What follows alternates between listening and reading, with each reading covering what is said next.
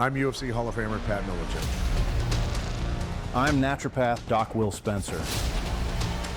I'm mindset expert Nicholas Spohn. If you're on a mission to heal your soil and grow nutrient-dense food, you've come to the right place. We are the Soil Saviors. Okay, guys, so I really think it's important for us to explain the concept and help people understand, because we've all been, since birth, literally, had this concept pounded into us of that everything has to be separate, that animals are separate in terms of their health, in terms of their health care, and animals are different, humans are different, honeybees are different, plants are different, soil is different, all these different concepts that as we dig further and further into the facts over the years, right, Will, that we come to understand that the concept of understanding that the earth is just one big organism and we're just tiny bugs crawling around on it, and that we all need the basic same elements and soil-borne probiotics, organisms. It really is. It's just one big organism. We're just happen to be part of it, right? Well, atoms make up molecules, make up cells, make up organ systems, make up the human body, make up families, make up communities, make up the world, right? And so it goes both ways. Everything's always connected. The health of the human is the health of the cell. The health of the planet is the health of the soil, and the microorganisms and the cells in that soil, and we're made up of the same thing. So there's, yes, modern thinking separates everything into these neat little categories, but in reality, we're all interconnected. 100%, yeah. So you want to elaborate on that at all, Will? Well, we talked about it in a couple of other videos. Sure. Just us in general, that there's over, like, I don't know, what is there, 10 trillion, whatever, 50 trillion cells that make us up, and we're only 10% of those are us. Sure. And it only stands to reason that if, and research has proven this over and over again, it's not anything new, but so, and we rely on the nutrition coming from the food chain, and where does the food chain come from? Come from the dirt, on through plants, animals, us, and then we die, we go back to dust, you know, it's the They're telling us, they're giving us the message, and in every funeral that we go to, yeah, you know, ashes to ashes, dust to dust. From the dust you came, back to the dust you will go. Yes. So, But if you take care of the soil, it's not dust. it is. It's soil. Yes, it's called soil. And you don't have dust storms. That's right. Right. So, being that it, you know, we understand it as one big organism, and the earth is just one big organism. So when we abuse the soil with chemicals, NPK fertilizers, pesticides, herbicides, fungicides, we're literally, you might as well just take those chemicals and just spray them into your face, right? using us. Right. So explain that concept and how that carries over, because it's going, when we toxify our environment, it's going to end up in us. Right? And let me add to that question before I hand it over to you, but I think most landowners consider themselves stewards of the land. They're running a business that happens to utilize these chemicals, but they believe they're doing the best they can for their land using these synthetic chemicals that have all these side effects. And so I guess incorporate that they want to take care of it. Maybe they just don't know how yet. Based on the very limited education that Americans get. That's where I was going. We have been severely uneducated in natural science and how... Miseducated. Well, yeah. I mean, I learned some of these principles in 8th grade. I had a new teacher just coming out of college, and he taught some of these things in 8th grade. So that's where I got some of my early concepts from. Sure. But in general, we tie in the business side of this, because ultimately you can't farm without the business side of this. And that's the problem I see. There's a big disconnect in the use of the soil as a mode in your business. And so that's where I think the disconnect comes from, because it's the same people that are teaching the business side of farming in general. I'm talking big farming, not your biodynamics. Bottom line stuff, budgetary stuff. You're raising corn and beans and doing the big ag type farming. You're suffering from a lack of how nature works. Right. Because I was taught by small farmers that knew how to take care of things, that the soil is actually a living organism, and we're part of that. I was taught that. Yeah. So that's a big missing, huge missing. And I believe that's the importance of what we're doing here, is bringing back some of these methods and some of this information that people are just foreign to them. Yeah. So let's talk about, growing plants, for instance, with NPK fertilizers. I call them counterfeit nutrients, right? Well, that's what they are. Counterfeits, right? They're not. And so what happens when I grow plants with those? What happens to the immune system? Where is it at percentage-wise in your personal opinion? And then what has to be done because of the damage done? So we need 9 elements to grow, so does the plant, and so does the cow or the goat or the deer. And when you don't have them, you're just putting 3 main things that they use. NPK, nitrogen, phosphorus, potash. You're putting that, or urea. You're putting that on the soil. That's 3 elements that aren't even in the natural state. Sometimes they'll throw out some sulfur. They'll throw out some calcium or something, but it's a very limited supply, a limited number, because we need like 90 elements, 70 some minerals. Right. So just on its face, you're forcing the soil and the plants to degenerate, just on its face. You may grow a green plant, but a green plant that it weighs a little bit does not equate to something of value, in my opinion. Unless you're growing it for just a tonnage, straight out tonnage, like for ethanol, maybe I can kind of see it that way, but it's not a food item. And you still have bug problems. You still have tree problems. Yeah, so you still have the same problems in that environment. So in Farmer Jim, I plant 1,000 acres of corn, NPK fertilizer. There's really no life in the soil to speak of. It's in Iowa, especially the Midwest, nutrient void. There's a couple things there, but it's and very toxic because all the years of chemicals. So that corn it's going to get destroyed by nature, right? Yeah, because it's malnutrition. It's low vitality, and we've tested a lot on the vitality scale, and it's way under 100 when it should be over 400 on the vitality. And so when you have that kind of degeneration happening, what happens? It gives off a signal.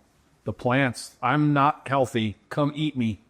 It's like an attractant to pests. Yeah. So so when we compare that to human beings, when human beings are toxic and nutrient deficient, we end up with parasites that are candidas, molds, and all kinds of things. And they're recycling us at that time. They're the bugs that are pests that are recycling. Instead of the locusts, which are hitting the crops, we're getting hit with the parasites and other things, right?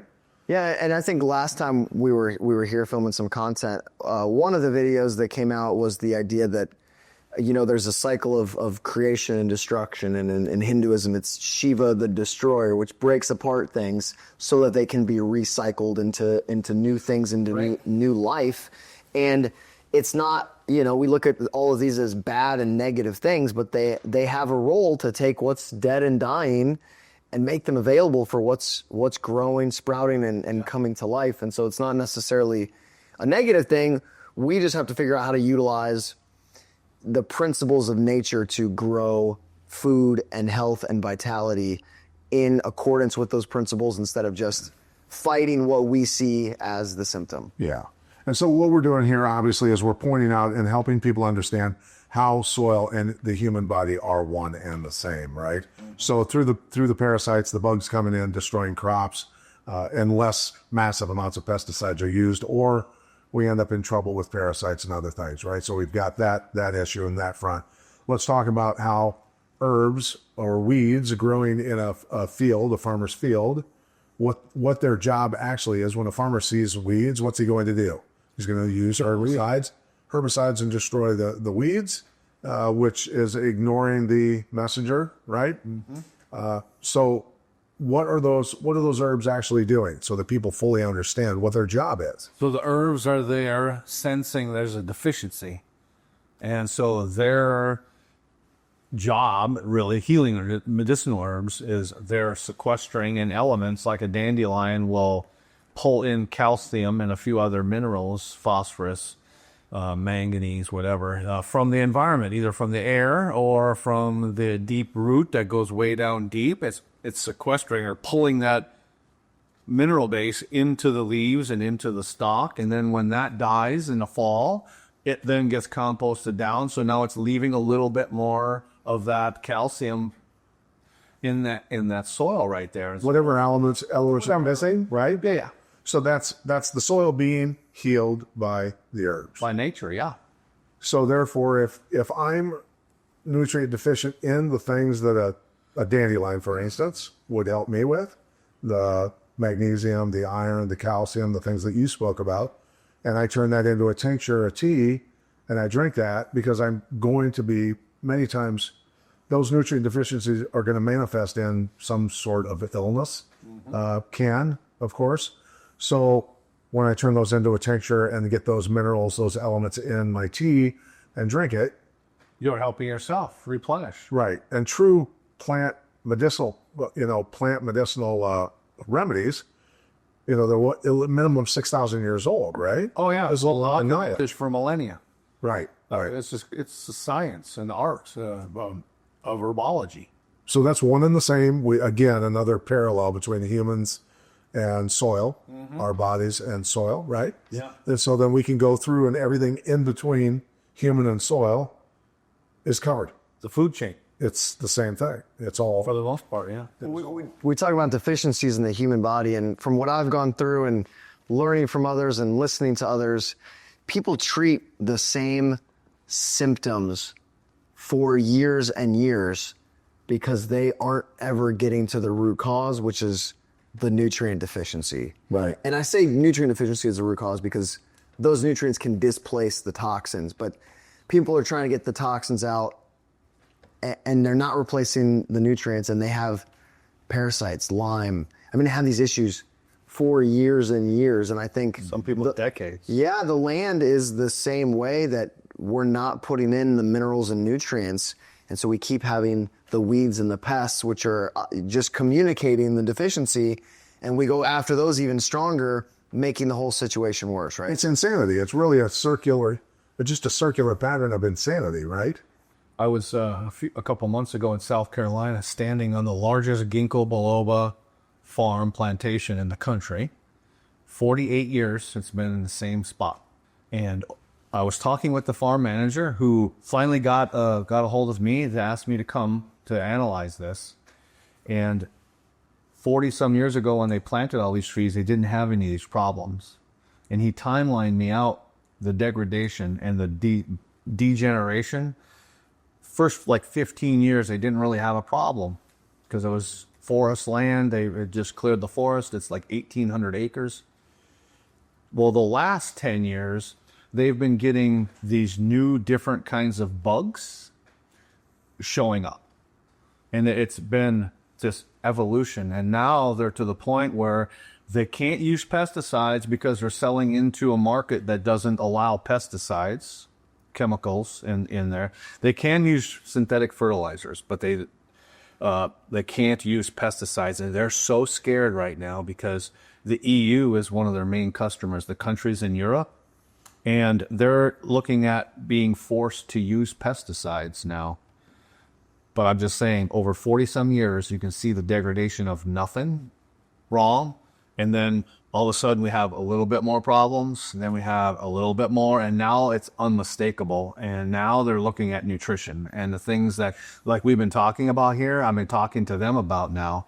And the guy pulled me to the side in one of the meetings after the meeting and said, I've been working with the smartest people on the planet by degrees, PhDs and professors and bugs and plants and soil. And he goes, not one time he's been there 38 years, the manager. He goes, I have never heard what you've just told me in the last 5 minutes. Yeah. When I was talking about vitality, and then I relate Force and all those things. and the plants giving off the signal to say, come eat me. And it keeps getting louder and louder and louder and worse and worse and worse. And then I relate it to himself. And when I relayed the same thing, because he was complaining, I heard him talking to one of About his own health. About his own health. When I related to him what we talked about the plant, about the ginkgo biloba forest there, and to his own self, he goes, are you shitting me? He goes, that's what's happening? I'm sick, tired, I don't feel good, I don't sleep good, and I'm calling in these problems. So now I have an infection in my stomach.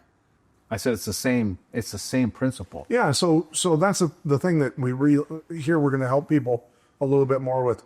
Okay, so we've got the sick soil, we've got the nutrient deficient soil, we've got the toxic soil, but there's solutions. We can turn that around in a pretty fast rate. We're doing it all the time, right? So when we put the proper nutrients in, the right dry mix and the foliar spray, what's going to happen to that soil? Where year after year they've had insect invasions and had to ward them off with pesticides. They've had fungus outbreaks. They've had bacterial imbalance. All those kinds of bugs. All kinds of different problems. So we're going to put the real nutrients in, the combinations of the 90 essentials, right? And then we're going to put in the proper balance of the over 1,000 unique probiotic microorganisms into the soil. What's going to happen then to whatever plants we're growing, whether it's an orchard of apple trees or a corn. It turns that signal off, and actually an armor, a protective shield comes up that repels them bugs. Which is called genetic expression. The genetic expression and immune function. Yeah. Okay. Yeah. So now they're defending themselves.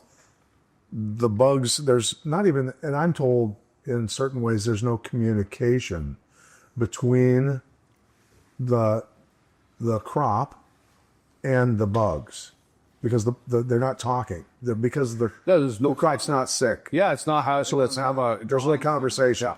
So the bugs don't even recognize that the crop is there, so to speak. It's the best way to look at it. Right? So this might be a different topic, but my question is, if we apply the dry spread, the soil saviors product, the microbes to a traditional, we got corn and beans in Iowa, to a traditional corn and beans operation, we can maybe increase their yields and get them off fertilizers.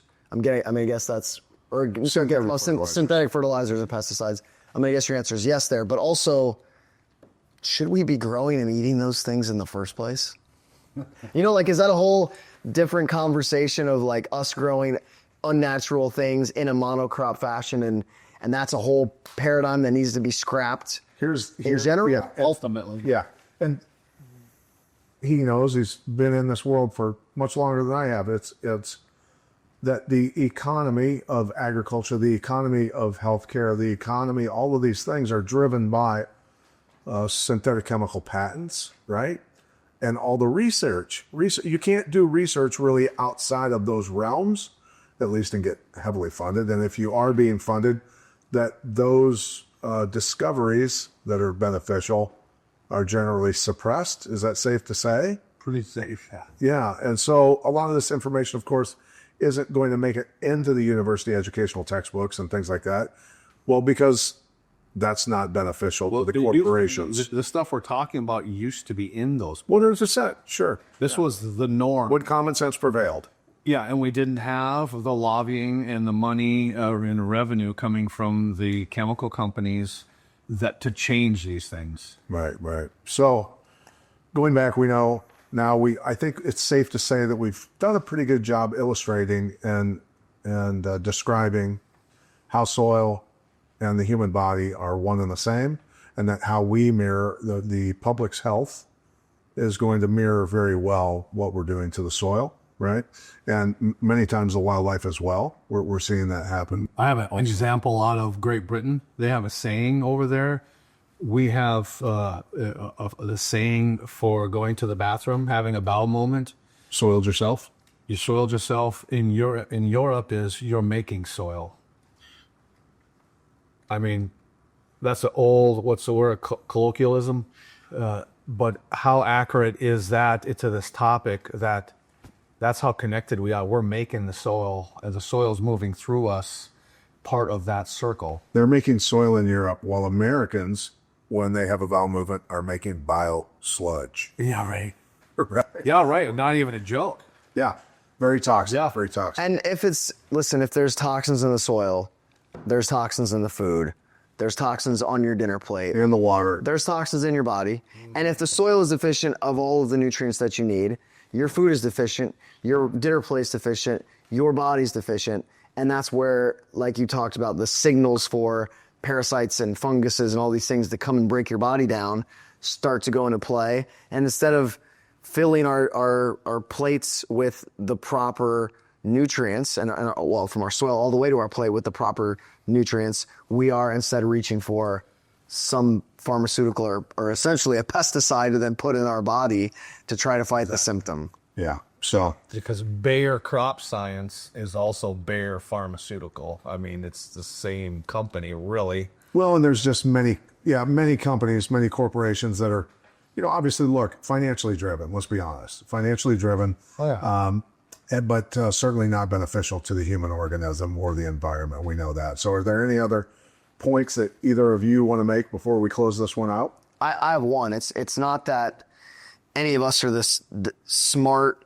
It's that we're just on a different paradigm. Like it doesn't matter how smart you are. If you're in the wrong paradigm, you can't get to the solution. You know what I'm saying? Like, we're just thinking in a holistic paradigm. We just have a different perspective.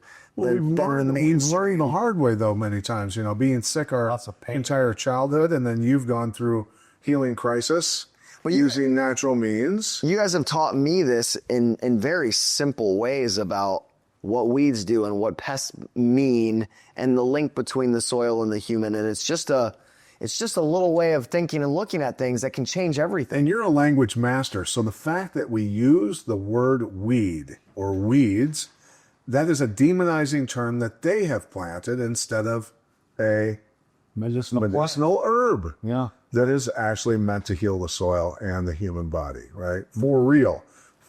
So, yeah. So anyway, I hope I'm confident that this video and this conversation is going to help a lot of people have a better understanding of the way soil and the human body are supposed to operate and need to stay healthy. So thanks. Yeah, thank you. Thank you for listening to the Soil Savers podcast. To learn more about the Soil Savers mission, or to buy Soil Savers products and restore the health and vitality of your land, livestock, pets, bees, and wildlife, visit soilsaviors.org. This content is for educational and entertainment purposes only and is not intended to be used to treat, diagnose, prevent, or cure disease in plants or animals.